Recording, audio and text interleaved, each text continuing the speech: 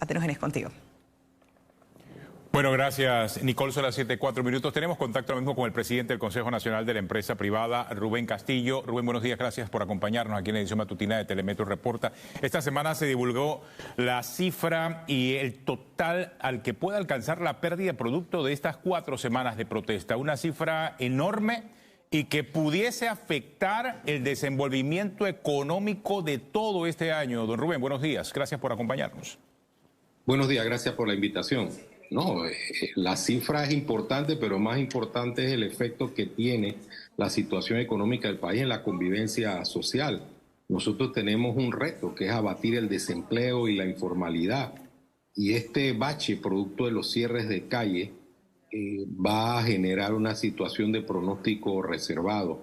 Además de situaciones concretas que tienen que ver con la vida cotidiana del panameño, las citas médicas perdidas, las situaciones emocionales, el tema de la educación, que es un tema fundamental para que la juventud pueda conectarse con el futuro y con oportunidades que en efecto puede producir la economía panameña. Entonces, cuando hablamos de los 1.700 millones de dólares en pérdida, no estamos hablando de una cifra fría, sino de una consecuencia social devastadora.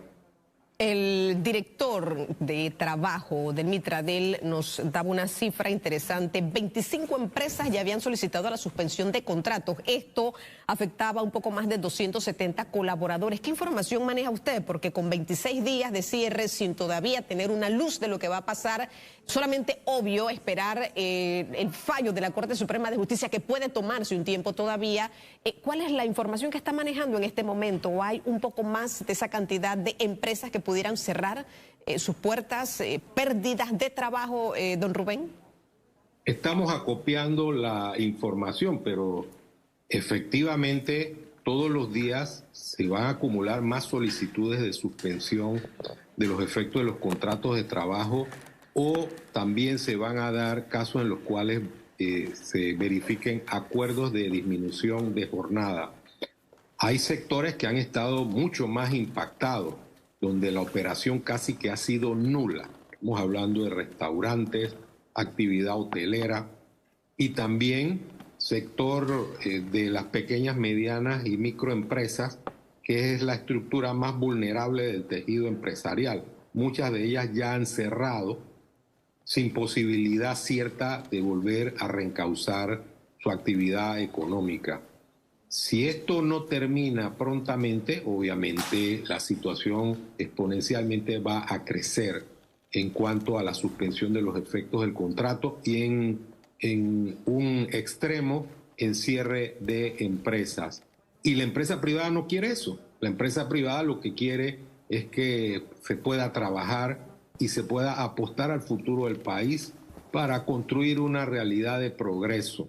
Yo creo que ese es el objetivo que debemos tener todos los panameños, y por eso el CONEP ha planteado la iniciativa Liberemos Panamá, porque al margen de los debates que podamos tener en función de nuestras diferencias, debe haber un terreno común que nos lleve a lograr acuerdos que permitan que el país avance y que salgamos de esta situación tan compleja. También sería bueno conocer, Rubén, qué reacción tiene después de escuchar al presidente de la República ayer. Hizo varios anuncios, quizás el más trascendental es el que tiene que ver con el pago que hizo Minera Panamá al Estado. Y también la decisión que tiene el gobierno de cumplir con lo que decida la Corte Suprema de Justicia sobre este fallo de inconstitucionalidad en ciernes ante las sendas demandas que se han presentado. ¿Qué piensa usted, Rubén? Bueno, yo creo que el presidente ha homologado lo que es su obligación y lo que todos tendríamos que acatar, que es el cumplimiento del fallo de la Corte, cualquiera que sea este. También debo decir y resaltar que el presidente ha dicho que vivimos en un Estado de Derecho. Yo creo que eso es importante, un Estado que debemos perfeccionar, una democracia que debemos profundizar. Creo que en eso debemos hacer énfasis. Y eso significa que no podemos aceptar los actos violentos. Y el presidente señaló también que iba a promover la judicialización de este tipo de actos violentos que no tienen nada que ver con las protestas pacíficas que son propias de la democracia. También nos llamó la atención lo de la solicitud de que el Procurador General de la Administración diera su parecer sobre la viabilidad de la derogatoria de la ley. Creo que en ese sentido el presidente lo que trata es de desvincularse de la decisión de plantear la derogatoria y que sea el Procurador General de la Administración como abogado del Estado el que señale cuál es la posibilidad de esa vía. Yo creo que hay un consenso en el sentido de que la inconstitucionalidad o la revisión por parte de la Corte de la constitucionalidad o inconstitucionalidad de la ley es la vía más adecuada y que todos debemos esperar ese fallo de la Corte Suprema de Justicia. Igualmente, ¿qué piensa acerca de la decisión que tomó el Ejecutivo al recibir los 562 millones por parte de Minera Panamá? El presidente anunció que al recibir ese dinero se ha dado la instrucción de que esto quede inutilizado en una cuenta restringida en el Banco Nacional de Panamá. ¿Qué piensa de eso, Rubén? Bueno, es una decisión, yo diría, administrativa del presidente de la República, porque hay un hecho cierto: la ley está vigente y las partes tienen que cumplir la ley hasta que se declare lo que vaya a decidir la Corte Suprema de Justicia. Si declara la inconstitucionalidad, los efectos de esa inconstitucionalidad serían hacia el futuro. Así que veo que es una decisión que el presidente ha tomado en función de un criterio al cual él ha arribado. No necesariamente tiene que ver con el fallo de la Corte que no se ha dado, porque en este caso la ley se mantiene vigente. O sea, Rubén, indicaría eso que de darse un fallo que declarase inconstitucional ese contrato entre el Estado y Minera Panamá, el Estado tendría que devolver esos 562 millones.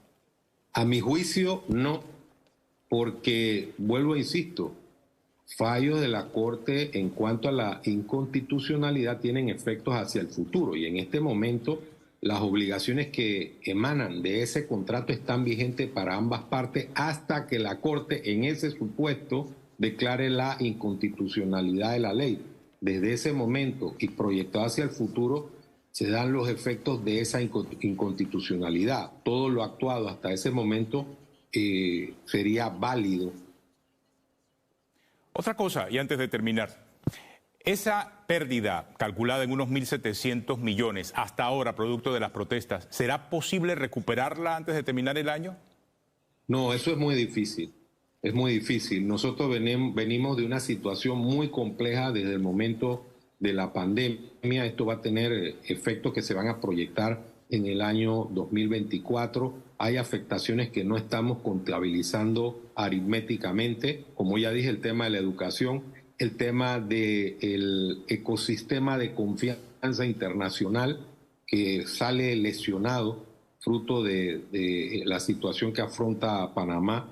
Entonces vamos a tener que hacer un esfuerzo tremendo, un esfuerzo que debe comenzar también porque el gobierno evalúe el tipo de presupuesto que va a presentar para el año 2024, un presupuesto que debe ser realmente equilibrado, que debe marginar cualquier situación que colinde con las prácticas prebendarias o clientelares y debe haber evidentemente un verdadero Estado austero, un Estado que ponga en el centro de todas las cosas al ciudadano y que potencie la posibilidad que tiene el país de atraer inversión y generar confianza. O sea que desde su punto de vista ese presupuesto de 32.000 millones de dólares propuesto para el 2024 no debe ser presentado por el Ejecutivo. Bueno, en la forma como se está analizando y se está viendo la composición del presupuesto, creo que tiene que haber grandes rectificaciones en el mismo.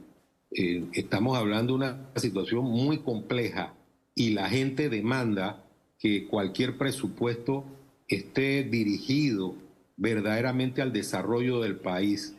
Yo creo que es importante que el Ejecutivo medite sobre estas circunstancias.